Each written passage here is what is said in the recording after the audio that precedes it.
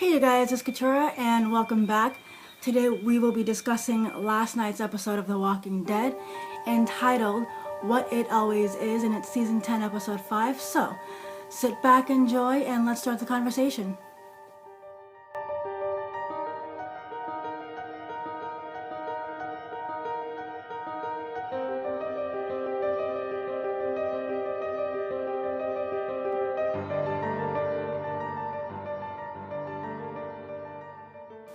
Okay, so we are going to start off with Kelly, because we had a scene in the opening, in the beginning of the show, the sequence before the actual rolling credits in the beginning of the episode. It starts off with Kelly. I think she is chasing down a boar. That's what it seems like, or she sees a boar, and she's experiencing some hearing loss. Now, as someone with congenital hearing loss in my left ear, it must be pretty frustrating and pretty aggravating, especially during these times of the Z-apocalypse. Yes, the zombie apocalypse, or the Walker apocalypse. I'm going to call it the Z-apocalypse. I'm not going to brand that, and you can steal it if you want. But I'm pretty sure by her grabbing her ear at some point, or both ears, that she is also experiencing some pain in her ears. Sometimes it might be hard to hear. There's a cat outside my window.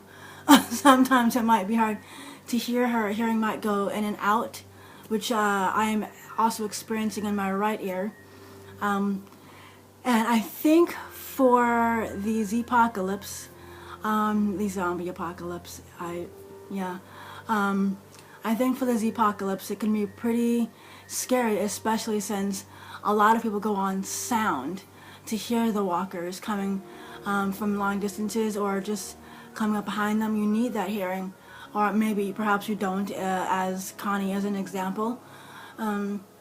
So I think we are going to be pretty excited to see what happens to Kelly in the coming episodes, as she is unfortunately, or fortunately, because it is a superpower, as she is losing her hearing. But then again, when one sense leaves, that means the other four get stronger. We're hoping. But that's what I'm going to say for Kelly. I wish you luck, Kelly, and as someone who is congenitally hearing impaired on my left side, I wish you the best of luck. I love you, and thank you for representing the world of hearing impaired. I love you. Your performance is amazing. Alright. Next we're going to be talking about Negan. So stay tuned. Negan is coming up next.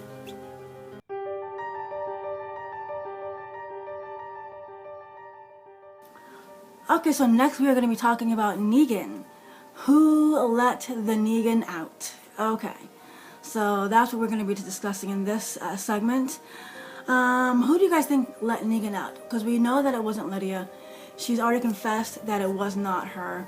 And I don't think it was Brandon either, because there was something that was being said about how Brandon was scrambling to find Negan's Lucille Jr., I guess, and his leather jacket with his red scarf. So I don't think it was Brandon.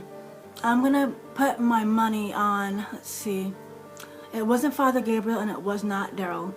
So someone else obviously had to have let him out, or he probably had like a bobby pin, or like a little nail to probably pick the lock. He probably picked the lock himself. Yeah, that was pretty intense.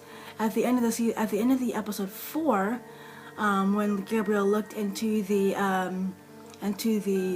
cell block, I thought at first he was gonna say that Negan was dead, but to my surprise, my happily surprise, Negan escaped, and he's out there. But I do think that, on a side note, I do think that Negan is reformed completely, 100%. I don't think he means any harm to any of the communities now, especially now that Judith is about 8 years old or 6 years old, and then now that Lydia's there. I don't think that Negan means anybody any harm, period. None of the communities, unless it's for self-defense. But let's go ahead and get back to episode 5, season 10. Let's see. There's one point. There's something that Negan said when Brandon asked about Carl's death. Negan said, and I quote, what does he say? That he would never kill a kid. That is a bald-faced lie. And here's why. If you guys remember back in season 7, the finale, where Sasha, took one for the team, you remember that scene where Negan stood above Carl with Lucille, and Rick was like, I'm gonna kill you, not today, not tomorrow, not today, not tomorrow, but I will kill you. You are all of you are already dead. Here's the thing. Negan stood above Carl with Lucille and was about to bash his brains in with one swoop because he liked the kid. So, if Negan never kills kids, why was he about to kill Carl in that one moment? Maybe he was bluffing, maybe he wasn't, but all I know is we will never find out because of the fact that Shiva came in and surprised the hell out of everybody. So, yeah, Negan's a liar. Not only that, but if you remember, I think it was last season, the people from Oceanside were killing the Saviors. It was in the beginning of the season, and I think it was Arat who had met her untimely, or her fortunate, because I didn't like Arat. I don't like the character. The actress is amazing. For us to hate her character that much. But yeah, Arat was killed by Cindy from Oceanside. Well, and she was killed in the same, I think in the same place where her little brother was killed. And I think Arat was the one who killed her little brother. And her brother was about 5 years old. Now, if Negan would never kill a kid, why would he condone his saviors to kill a kid? Sure, there was, no exceptions. All the men had to die. And on Oceanside, no exceptions. So, that being said, if Negan would never kill a kid, why would he condone his saviors to kill children? Why not just round up every little boy from, I guess, 15 and under, or 14 and under, load them up on the truck and take them to not the Saviors, but the Sanctuary. Load up all the little boys and take them to the Sanctuary. Do not kill them. Because if you condone your Saviors to kill them, then that means you would kill a kid. So, Negan is one of those lying assholes that he spoke to Rick about in season 7, episode 1. He is a lying asshole. But I am still Team Negan because he's reformed. Only because he's reformed. So next we are going to talk about, we're still on the subject of Negan, and yes, I still have my notes. Next we're going to talk about, I do believe that when it comes to Amelia and Milo, the people that Ham and Brandon came across, the mother and the son, I do believe that his intentions were 100% and completely good. I do believe that he intended on taking them to the hilltop and going about his merry way. And I think at that point, that's probably when he was going to go and cross the border between the Whisperers and the communities. I think that's what his plans were when he came across Amelia and Milo. But unfortunately for Amelia and Milo, Brandon had to be a butthole and kill them, which unfortunately brought about the true nature, the grit, the dirtiness of Negan. Because Negan met his untimely or fortunate end with a rock in Negan's hand. And good for Brandon, because he deserved to die. Brandon deserved what was coming to him. He should have never killed Amelia and Milo. They did nothing to him.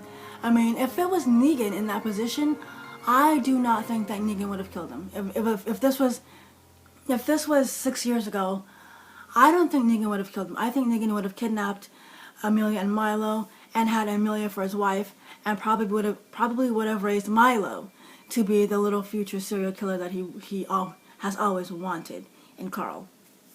But unfortunately, they met their fate at the hands of Brandon, and Brandon met his fate at the hands of Negan.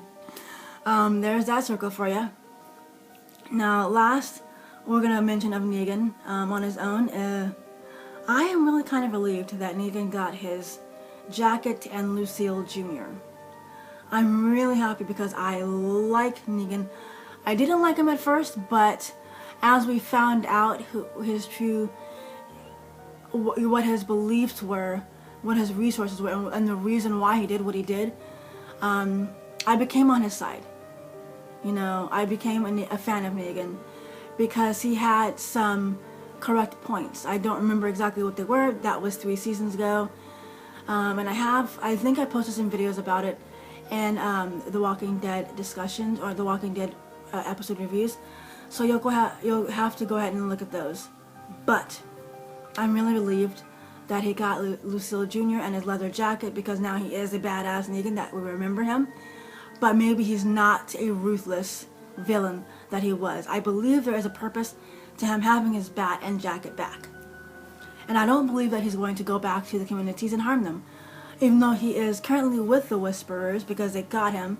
We saw the preview of next week's episode, or this Sunday's episode. He's not going back to the communities to do anybody any harm. I believe they're going to go back to the comic books where Negan is going to pretend to be on the side of the Whisperers to kill Alpha and have the Whisperers come to their demise somehow. I haven't read the comics yet, but I do believe that that's what's going to happen. Now, the next segment we're going to be talking about Negan and the Whisperers, but actually we just talked about that, so we're not going to talk about that again. Let's just go ahead and move on to the next segment, which is going to be about one of my favorite, hopefully soon-to-be couples, Daryl and Connie. So, I will be back in a minute. Sorry for the stuttering.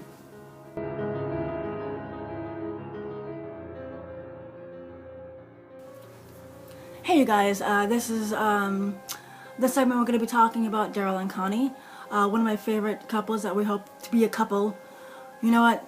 In my mind, they're already a couple. They might as well just say, "Hey, let's get married," because Daryl and Connie, they're already a couple. Let's just face it, they are Donnie. All right, so the reason why they're one of my favorite couples is because, well, Daryl is a man of few words, and I think learning sign language is right up his alley. It's perfect language for Daryl.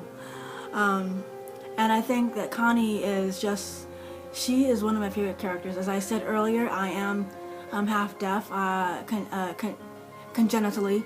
I'm deaf completely in my left ear, and I'm having some slight minor hearing problems lately in my right ear. So I can relate kind of to Connie on another level. I'm glad that Connie is one of the characters in The Walking Dead. She represents a community of a lot of different communities, actually.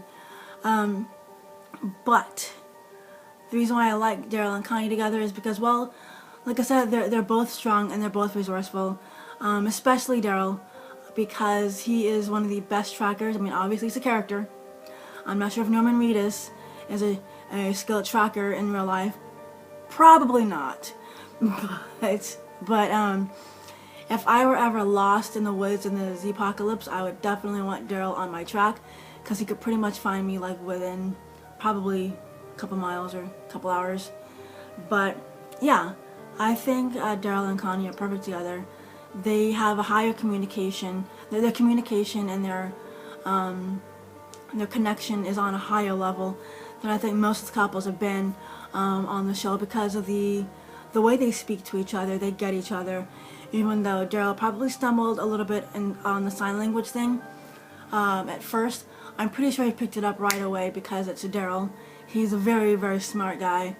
One of my favorite characters. And I'm not one of those people that says if Daryl dies, I riot. Because if Daryl dies, I'm still going to be watching the very next week. So, hashtag sorry, not sorry. But that is my take on Daryl and Connie in this episode. I believe they work very well together. I believe that they are already a family, and they've been a family since day one, since the first day they met. And I do agree with a lot of the fans that Daryl asking Connie to feed his dog and watch his dog in the last season, I think that was for Daryl a marriage proposal, so they're already married in my mind. Let's just, have the ceremony already.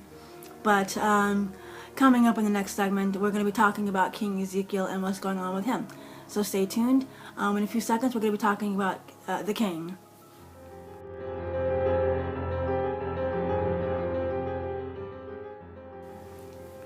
Okay, so let's go ahead and speak about King Ezekiel, or the king.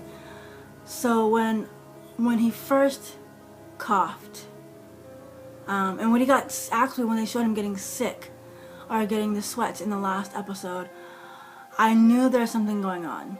And then in this episode, he started coughing, and I'm like, okay, King Ezekiel, you're probably gonna die pretty soon, unfortunately, because you are one of my favorite characters. You've been one of my favorite characters, not since you first came on the scene, because I was kind of annoyed with the whole medieval thing. I'm like, the kingdom is really lame. I mean,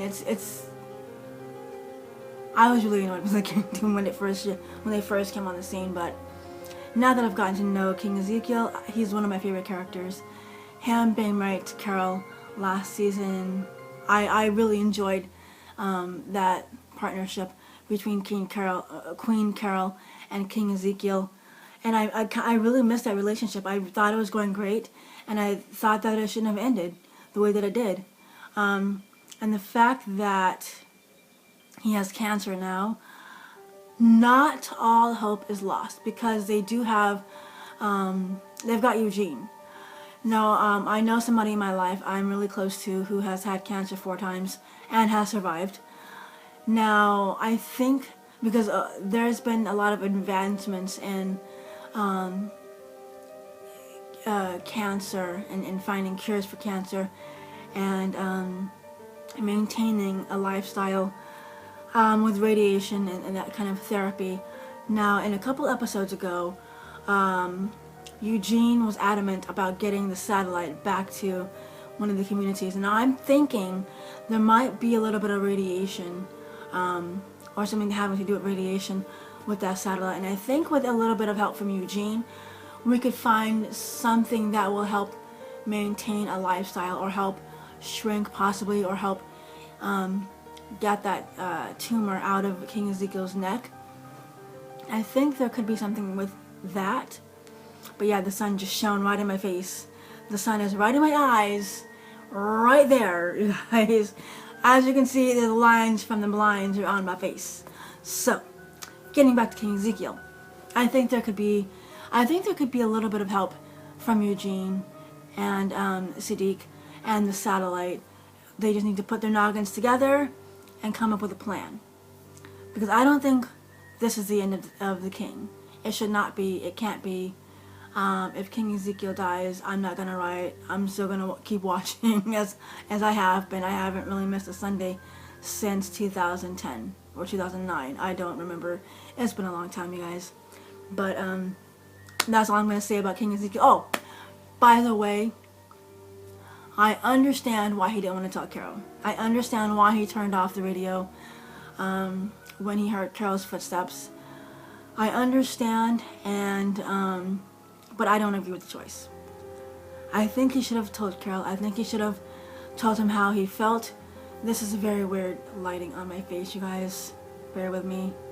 I'm sorry, the sun is really blinding me. But I think that he should have told Carol what was going on. I think he should have, tomorrow's not promised, especially in the Z-apocalypse. So if you love somebody, I think you should just go for it. He should have told Carol how he felt. Though I understand why he turned the radio off, I don't agree with the choice, but I do understand. So, in the next segment, we're going to be talking about the predictions that I have for next week's episode. So stick around. In a few seconds, we'll be talking about that. Alright. Boom.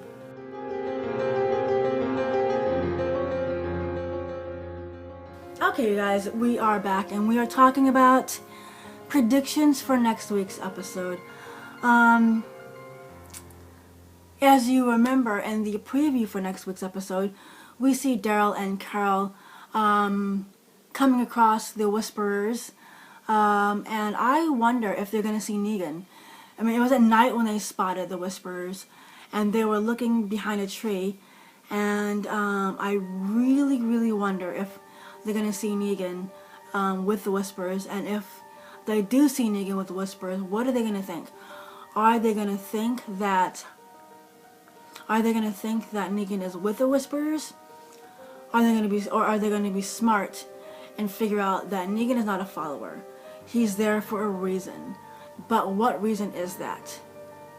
And I hope they do not kill first and ask questions later. That is my hopes for next week's episode. But also, while Negan is with the Whisperers, we know Negan knows Lydia's still alive. That is probably going to come to the detriment of Alpha. With the knowledge that, will Negan let it slip that Lydia is still alive to the Whisperers? Or will he let Alpha know in private that Lydia is still alive and that she was attacked by people from Alexandria? And with the knowledge, if she finds out that Lydia was attacked by people from Alexandria, will she hold that against Daryl because she told Daryl to protect Lydia? So, what's going to happen to Negan? What's going to happen with Alpha? What's going to happen with Daryl and Lydia and the episodes coming, in the forthcoming episodes? What the hell is going to happen? We will find out beginning next week. And we will say our salutations in the next segment. So, without further ado, I'm going to be signing off now. And in conclusion, I say this: Alpha, watch your back. Negan is in your home now, and he is no follower. So, be prepared and keep an eye on him. But anyway, why am I warning you? You need to die anyway, Alpha. Samantha Martin, thank you for playing an amazing character. I love your work. You're awesome and you're amazing and you're so talented. I love you so much. You guys, peace out. I love you guys. Namaste. I know the banner is probably right about here. That banner from Filmora 9. Yes, I'm using Filmora for my videos. Alright, I love you guys. Peace out. Namaste. Take care of each other. Love up. Love up all over each other. Love on each other. Just be awesome to each other. I love you guys. Peace out. Bye. Until next time.